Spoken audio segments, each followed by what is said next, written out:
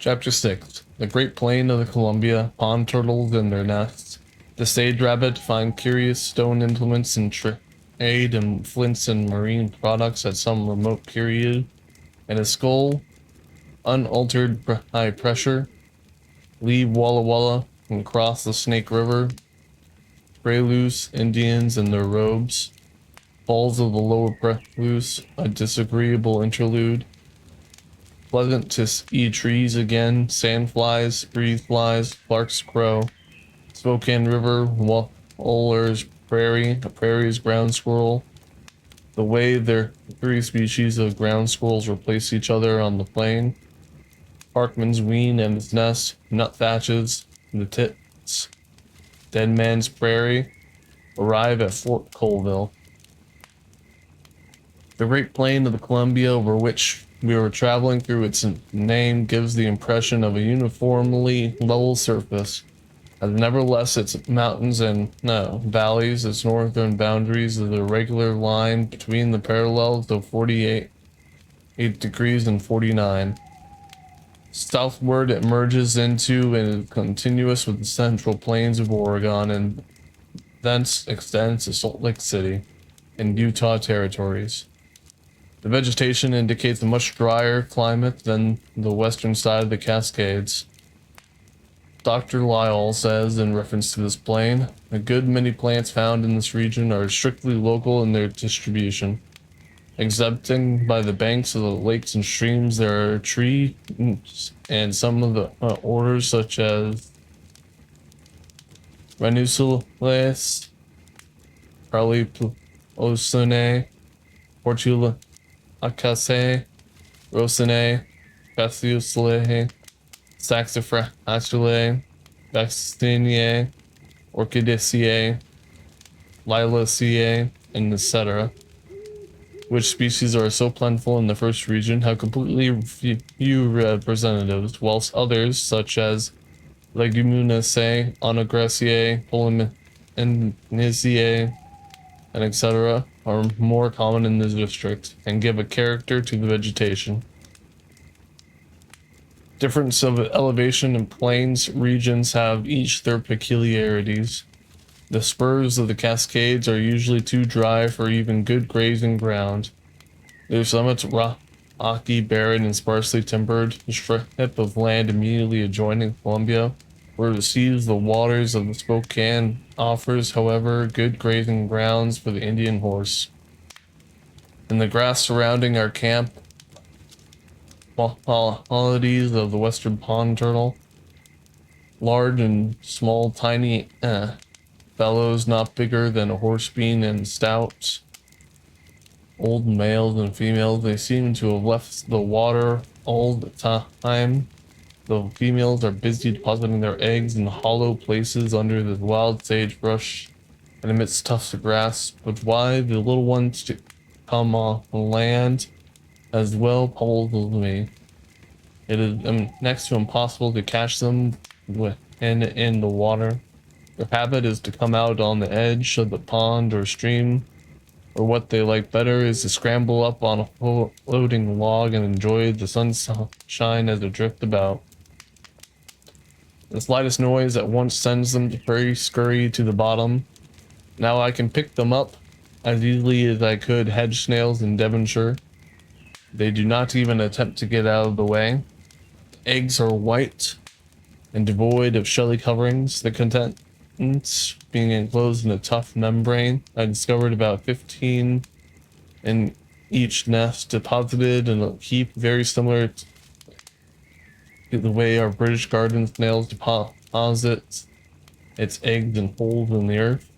The sun hatches them, and I much regret that I do not ascertain how long the eggs take to hatch by the sun's heat. We had to proceed on our journey, so I was obliged through reluctantly to abandon this interesting investigation. The markings on the carapace are exceedingly pretty. The general color is olive with darker moltings, the under portion, or plastron, being a brilliant yellow. I believe this is the only species of freshwater turtle found in the waters of British Columbia. Its adult size is about 9 inches in length and 8 in width. In ferreting out the turtle's eggs, I can constantly disturb the beautiful little sage rabbit. Scarcely 10 inches in length, it looks more like a rat than a rabbit. When scuttling nimbly away amidst the grass, a fur is light gray and very like the sand and dry leaves among which it delights to sit. The Wasco Indians call it Zalak. I procured specimens of this rabbit at the Dallas Cow Creek in Colville. Its favorite haunts are the narrow belts of scrub that fringe the banks of the streams, hiding in crevices or among the debris at the base of the cliff. Or failing these places of concealment, make burrows in sandbanks. It breeds early. I obtained a doe in March, heavy with young, and am disposed to think of this rabbit as only found east of the Cascades.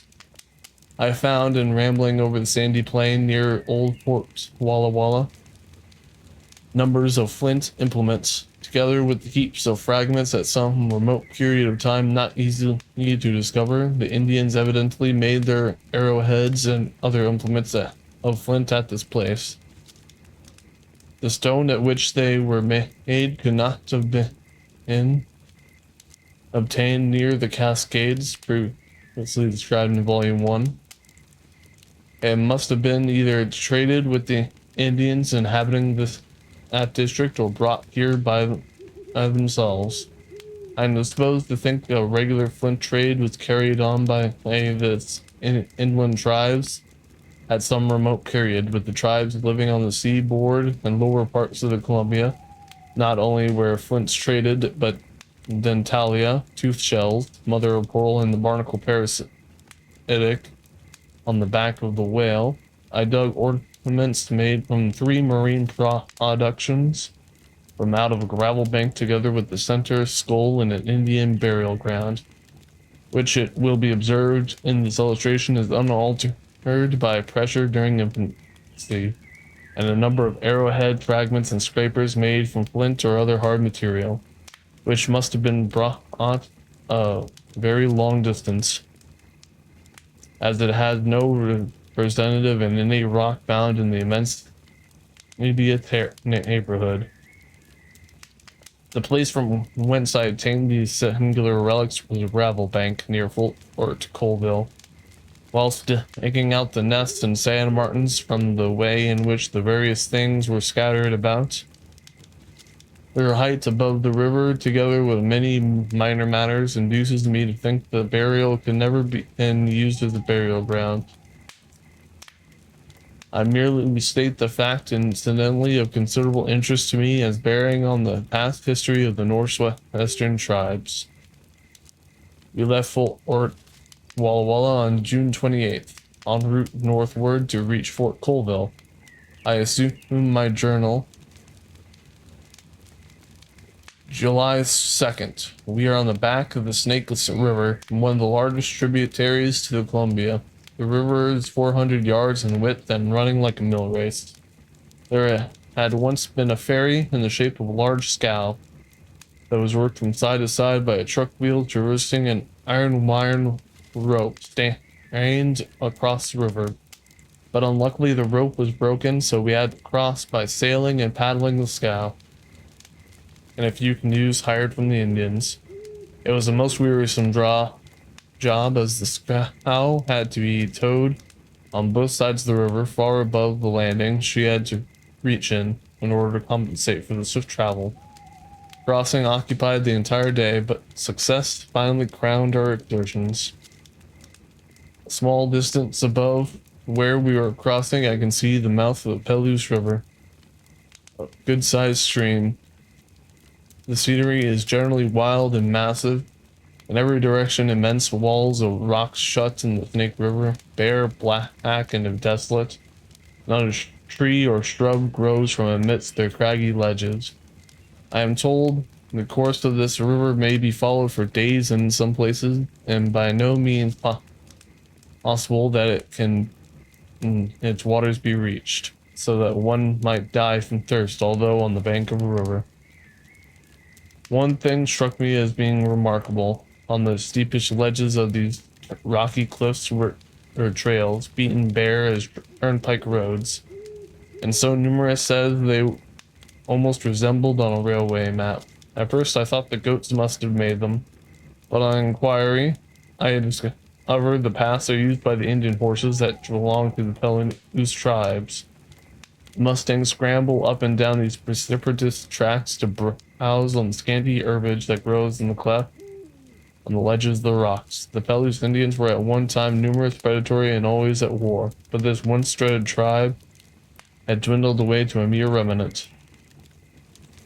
Those that are left exist rather than live by fishing, shooting a few birds, and trapping small animals that frequent on the plains and streams adjacent to their village out on the Pelews. The horses, too, have nearly all been taken from them, and the trails intersecting the hills are about only records remaining of the herds or mustangs that once scrambled on these rocky slopes. Those of the Pelews Indians I saw were fine athletic men for savages, but dirty, idle, and greedy to an unusual degree. Their canoes are clumsily dug out, and their lodges are made of rush and bark mats.